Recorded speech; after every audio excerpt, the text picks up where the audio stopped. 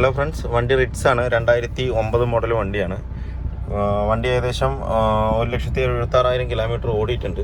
ഇതിൽ കംപ്ലൈൻ്റ് എന്ന് വെച്ച് കഴിഞ്ഞാൽ ക്ലച്ച് തീരെ ഇല്ല. ഇതിനകത്ത് നമ്മൾ ഗിയർ ഇട്ടിട്ട് ആക്സിലേറ്റർ ക്ലച്ച് പെഡൽ വിട്ടാലും വണ്ടി ഒട്ടും നീങ്ങുന്നില്ല. ഇത് കംപ്ലൈൻറ്റ് ഉണ്ടാകാൻ കാരണം എന്താണെന്ന് വെച്ച് കഴിഞ്ഞാൽ ഇതിൻ്റെ നമ്മുടെ ഗിയറിൻ്റെ സെലക്ടറിൻ്റെ കേബിളിൻ്റെ ഒരു ബുഷ് വരും, ചെറിയ കുഞ്ഞു ബുഷ്. അതായത് ഇതിനകത്ത് റിറ്റ്സ്, സ്വിഫ്റ്റ്, അതുപോലെ ആൾട്ടോ, കേട്ടൺ, ഇതിനെല്ലാത്തിനും വരും ഒരു ചെറിയൊരു കുഞ്ഞു ബുഷാണ് വരും. ആ ബുഷ് പോയിട്ട് ഈ ഗിയർ ലിവർ ഫുള്ളായി ഷേക്കായി. എന്ന് വെച്ച് കഴിഞ്ഞാൽ ആ ബുഷ് പോയി കഴിഞ്ഞാലുള്ള കംപ്ലൈൻറ്റ് എന്ന് കഴിഞ്ഞാൽ 3rd, 4th മാത്രമേ വീഴുള്ളൂ. ബാക്കി നമുക്ക് 1st, 2nd, റിവേഴ്സ്, 5th ഒന്നും വീഴില്ല. എന്നുവെച്ചാൽ ആ കേബിൾ വിട്ടുപോയി കഴിഞ്ഞ് കഴിഞ്ഞാൽ പിന്നെ ഈ ഒരു പോർഷൻ മാത്രമേ അതിൽ ഗിയർ വർക്കാവുള്ളൂ. അപ്പോൾ കസ്റ്റമർ എന്ത് ചെയ്തു, ഈ പോർഷനിൽ 3rd തന്നെ ഇട്ടിട്ട് വണ്ടി വലിപ്പിച്ച് വന്നതിൽ ക്ലച്ച് കംപ്ലീറ്റ് ആയിട്ട് തേങ്ങിപ്പോൾ ഒട്ടുമില്ല.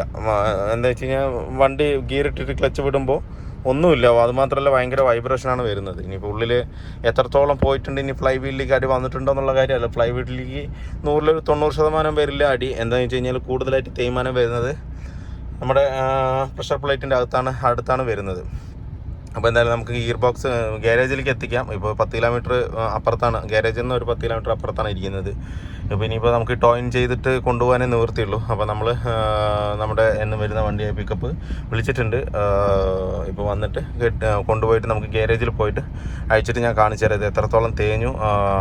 അതുപോലെ തന്നെ നമ്മൾ ഈ ചെറിയൊരു ഇഷ്യൂ വന്നു കഴിഞ്ഞാൽ അവിടെ നിർത്തി അത് സോൾവ് ചെയ്തിട്ട് വണ്ടി എടുത്തു കഴിഞ്ഞാൽ ഇത്രയും ചിലവുകൾ നമുക്ക് ചുരുക്കാൻ പറ്റും.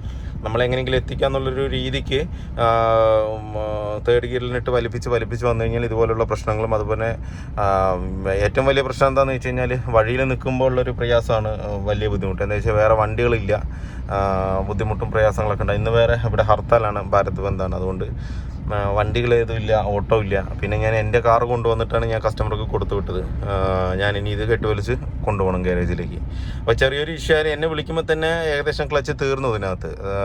സാർ വിളിക്കുമ്പോൾ കുറേ കോടി വന്നിട്ടാണ് വിളിച്ചിരിക്കുന്നത്. ഞാൻ വിളിച്ചതാണെന്നുണ്ടെങ്കിൽ ഞാൻ അവിടെ നിർത്തിയിട്ട് ആ ബുഷ് ഇട്ടതിന് ശേഷം മാത്രം കൊണ്ടുവന്നാൽ മതി എന്നും പറയുള്ളൂ. ഇതിപ്പോൾ എന്താ പറയുക, ഓടിച്ച് കംപ്ലീറ്റ് ആയിട്ട് ബേൺ ആയിട്ടുണ്ട്. എന്തായാലും നമുക്ക് ഗിയർ ബോക്സ് ഇറക്കിയിട്ട് അതിൽ എന്താ സംഭവിച്ചിരിക്കുന്നുള്ളത് നോക്കിയിട്ട് ഞാൻ കാണിച്ചു തരാം കേട്ടോ. നമുക്ക് ഇതിൻ്റെ ക്ലച്ച് സെറ്റ് അഴിക്കാനായിട്ട് ആദ്യം തന്നെ 2 കേബിള് പിടിക്കണം. ക്ലച്ച് മറ്റേ ഗിയർ ലിവറിൻ്റെ കേബിൾ 2 പിടിക്കണം. പിന്നെ അതുപോലെ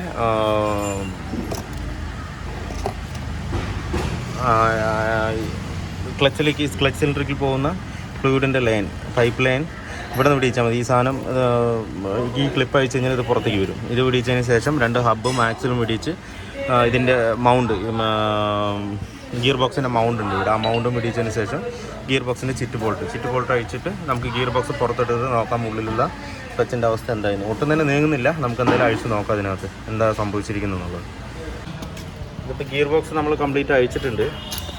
ഇതിൽ കംപ്ലീറ്റും എന്താ പറയുക, ക്ലച്ചിൻ്റെ കംപ്ലീറ്റ് തേഞ്ഞിട്ടേ മൊത്തം പോയിരിക്കുകയാണ്. എന്താ അതുപോലെ റിലീസ് ബെയറിങ്ങും കംപ്ലൈൻ്റാണ്. ഞാൻ ക്ലച്ച് നമ്മൾ അഴിച്ചെടുത്തതിൽ ഒന്നുമില്ല. ഇപ്പുറത്ത് വെറും മെറ്റൽ മാത്രമേ ഉള്ളൂ, കംപ്ലീറ്റ് പോയിരിക്കണം. ഇത് ആ 3rd ഗിയറിൽ തന്നെ അങ്ങനെ ഓടിയിട്ട് റൈസായിട്ട് ക്ലച്ച് താങ്ങി എടുത്തിട്ടാണ് ഇത്രയും കംപ്ലൈൻ്റ് ആയിരിക്കുന്നത് ഇതിനകത്ത്. അതുണ്ടോ, ഒന്നുമില്ല ഇതിനകത്ത്. ഒരു ഫ്ലൈ വീൽ ഇതെന്തായാലും സെറ്റ് മാറും, നമ്മൾ ഇതിനകത്ത് മാറും. ഈ ഫ്ലൈ വീലിൽ അധികം ഡാമേജ് വന്നിട്ടില്ല. എന്ന് വെച്ച് കഴിഞ്ഞാൽ ആ സൈഡിൽ അങ്ങനെ ഡാമേജ് വരാറില്ല. ഇത് ഫ്ലൈ വീൽ സൈഡാണ് ഇത്. അതിനകത്ത് അങ്ങനെ അത്രത്തോളം ഡാമേജ് വന്നിട്ടില്ല അതിനകത്ത്. അതൊന്ന് നമുക്ക് എമരിയിട്ട് ക്ലീൻ ചെയ്തിട്ട് കയറ്റിയാൽ മതിയാവും. അപ്പോൾ എന്തായാലും നമുക്ക് പുതിയ ക്ലച്ച് ഇതിനകത്ത് മാറാം.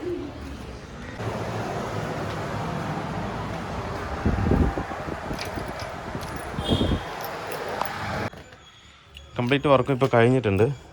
നമ്മളിപ്പോൾ ഇതിൽ ചെയ്തത് ക്ലച്ച് സെറ്റ് കംപ്ലീറ്റ് മാറി. അതുപോലെ തന്നെ മറ്റേ ഒരു മേജർ സർവീസ് ചെയ്തിട്ടുണ്ട്. അതുപോലെ ഫ്രണ്ടിൽ ബ്രേക്ക് പാഡ് മാറിയിട്ടുണ്ട്. എന്തായാലും നമുക്കിതൊന്ന് ഓടിച്ച് നോക്കാം.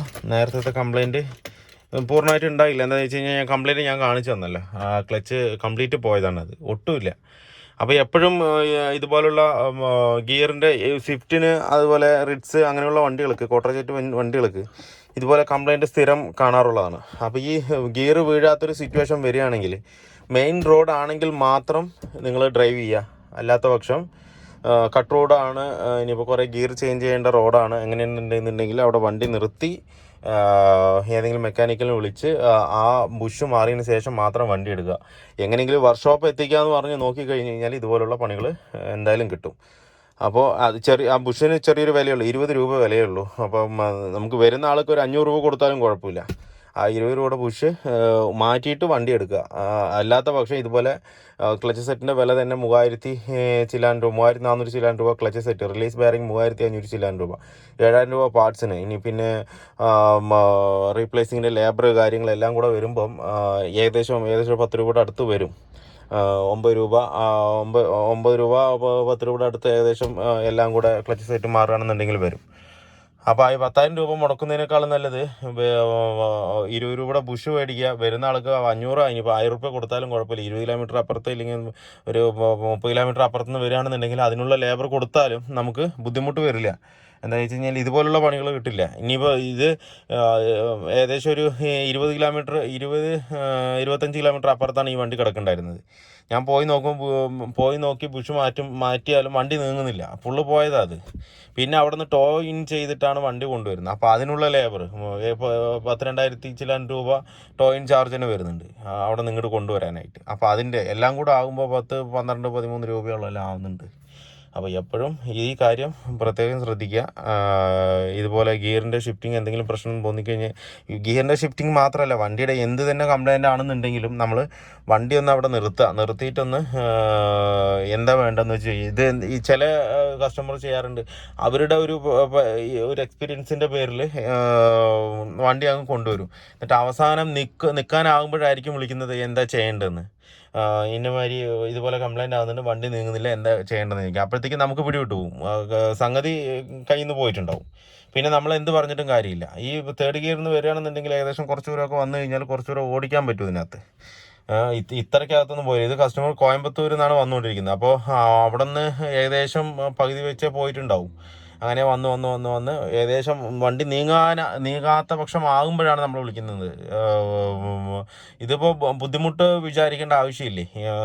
കംപ്ലൈൻറ്റ് കണ്ടു കഴിഞ്ഞാൽ വിളിച്ചു കഴിഞ്ഞാൽ അതിനനുസരിച്ച് ചെയ്യുക. നമ്മൾ പറയും കുറച്ച് ദൂരം അല്ലേ ഉള്ളൂ വന്നോളൂ പറയും. പക്ഷേങ്കിൽ അവർ 10, 20 കിലോമീറ്റർ 30 കിലോമീറ്റർ കഴിഞ്ഞിട്ടായിരിക്കും നമ്മൾ വിളിക്കുന്നത്. നമ്മുടെ ഉദ്ദേശം ഇപ്പം തന്നെ പോയിട്ടുണ്ടാവുള്ളൂ, ഗിയർ ഷിഫ്റ്റിംഗ് ആവാത്ത പ്രശ്നം ഇപ്പം തന്നെ ആയിട്ടുള്ളൂ. അപ്പോൾ അതുകൊണ്ട് എങ്ങനെയെങ്കിലും വരട്ടെ എന്ന് പറയും. ചില അടുത്തൊക്കെ ആണെന്നുണ്ടെങ്കിൽ നമ്മൾ പറയും കൊണ്ടുവന്നോളൂ, കുഴപ്പമില്ല എന്ന് പറയും. അപ്പോൾ എന്തായാലും കസ്റ്റമർക്ക് അറിയുള്ളൂ ഇത് വണ്ടി ഓടിക്കുമ്പോൾ എന്താ സിറ്റുവേഷൻ ഉണ്ടാകുന്നുള്ളത്. അപ്പോൾ എന്തെങ്കിലും അബ്നോർമൽ നോയ്സ് ഇതുപോലെ അബ്നോർമലായിട്ട് എന്തെങ്കിലും കാണാമെന്നുണ്ടെങ്കിൽ പെട്ടെന്ന് തന്നെ വണ്ടി നിർത്തിയിട്ട് ഒന്ന് ചോദിക്കുക. അല്ലാന്നുണ്ടെങ്കിൽ അവിടെ തന്നെ നിർത്തിയിട്ട് ഒന്ന് ആ സാധനം എന്താ പോയി എന്നുള്ളത് മാറ്റിവിടുക. ഇതിപ്പോൾ നിസ്സാര ചിലവുകൊണ്ട് കഴിയുന്ന കാര്യം. ഇതിപ്പോൾ കൂടുതൽ പൈസ ചിലവാക്കേണ്ടി വന്നു, പറഞ്ഞിട്ട് കാര്യമില്ല, എന്തായാലും മാറ്റേണ്ട അവസ്ഥയാണ്. അതുപോലെ ക്ലച്ച് അതിൽ കമ്മിയായിരിക്കാം, ഒരു പക്ഷേ നേരത്തെ തന്നെ കമ്മിയായിരിക്കാം. അപ്പോൾ ഇങ്ങനെയും കൂടെ ഓടിയപ്പോൾ പൂർണ്ണമായിട്ട് പോയതായിരിക്കാം. അത് കണ്ടില്ല, ഒരു സൈഡ് കംപ്ലീറ്റ് ആയിട്ട് ഇല്ലാതായിരിക്കാണ്. ഓക്കെ, നമുക്ക് എന്തായാലും വണ്ടി ഒന്ന് ഓടിച്ച് നോക്കാം, എങ്ങനെയുണ്ടെന്ന് നോക്കാം. എപ്പോഴും നമ്മൾ ഇതുപോലുള്ള വർക്കുകൾ ചെയ്യുമ്പോൾ നമ്മൾ നോർമലി നിർത്തിയിട്ട് നോക്കാം, ക്ലച്ച് പെഡലൊക്കെ നോക്കും. പക്ഷേങ്കിൽ നമ്മൾ ഒരുപാട് സാധനങ്ങൾ അഴിച്ചതാണ് ഇതിനകത്ത്, ഒരുപാട് സാധനങ്ങൾ റീസെറ്റ് ചെയ്താണ്. അപ്പോൾ അതിൻ്റെ എന്തെങ്കിലും പ്രശ്നങ്ങളും ബുദ്ധിമുട്ടുകളും ഉണ്ടോ എന്നുള്ളത് പക്കയായിട്ട് ഓടിച്ച് നോക്കിയാൽ മാത്രമേ അറിയുള്ളൂ. വല്ല സൗണ്ടുകളോ അല്ലാന്നുണ്ടെങ്കിൽ ഒരുപാട് നെട്ട് മോൾട്ടുകൾ നമ്മൾ അഴിച്ചതാണ് ഇതിനകത്ത്. ഗിയർ ബോക്സ് കംപ്ലീറ്റ് ഇറക്കുക എന്ന് പറഞ്ഞാൽ ഒരുപാട് പാർട്സുകൾ നമ്മൾ റിമൂവ് ചെയ്ത് റീസെറ്റ് ചെയ്താണ്. അപ്പോൾ ഓടിച്ച് നോക്കി ഒരു 10 കിലോമീറ്ററെങ്കിലും മിനിമം ഓടിച്ച് നോക്കി അതിൻ്റെ സൗണ്ടുകളും അതുപോലെ കാര്യങ്ങളോ ഒന്നും വേറെയുള്ള ബുദ്ധിമുട്ടുകളൊന്നും അബ്നോർമലായിട്ടൊന്നും ഇല്ലയെന്ന് ഉറപ്പ് വരുത്തിയിട്ട് മാത്രം വണ്ടികൾ കൊടുക്കുക. അപ്പോൾ എന്തായാലും നമുക്കിതൊന്ന് ഓടിച്ച് നോക്കാം. നമ്മളിപ്പോൾ വണ്ടി ഓടിച്ച് നോക്കി, കുഴപ്പമൊന്നുമില്ല, വണ്ടി ഓക്കെയാണ്. വേറെ സൗണ്ടോ പ്രത്യേകിച്ച് ബുദ്ധിമുട്ടുകളോ ഒന്നുമില്ല. ടയറിൻ്റെ ഒരു ചെറിയ നോയ്സ് മാത്രമുണ്ട്, ബാക്കി ഓക്കെ, എല്ലാം ഓക്കെയാണ്.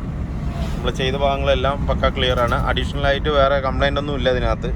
ഇതെന്ന് വെച്ച് കഴിഞ്ഞാൽ നേരത്തെ ഏകദേശം ഫുൾ വർക്ക് കഴിഞ്ഞാണ് ഇതിന് വേണ്ടി. ഒരു 6 മാസം മുന്നേ കംപ്ലീറ്റ് വർക്ക്, സസ്പെൻഷൻ വർക്കൊക്കെ കഴിഞ്ഞ വണ്ടിയാണ്. അപ്പോൾ ഇപ്പോൾ ഓക്കെയാണ് കംപ്ലൈൻറ്റ്. അപ്പോൾ വീഡിയോ ഇഷ്ടപ്പെട്ടാൽ എല്ലാവരും ലൈക്ക് ചെയ്യുക, ഷെയർ ചെയ്യുക, അതുപോലെ തന്നെ സബ്സ്ക്രൈബ് ചെയ്യുക. സബ്സ്ക്രൈബ് ചെയ്യാതെയാണ് വീഡിയോ കാണുന്നുണ്ടെങ്കിൽ ഒന്ന് സബ്സ്ക്രൈബ് ചെയ്ത് സപ്പോർട്ട് ചെയ്യുക. അപ്പോൾ അടുത്തൊരു വീഡിയോയിലേക്ക് കാണുന്നവരെ എല്ലാവർക്കും ബൈ.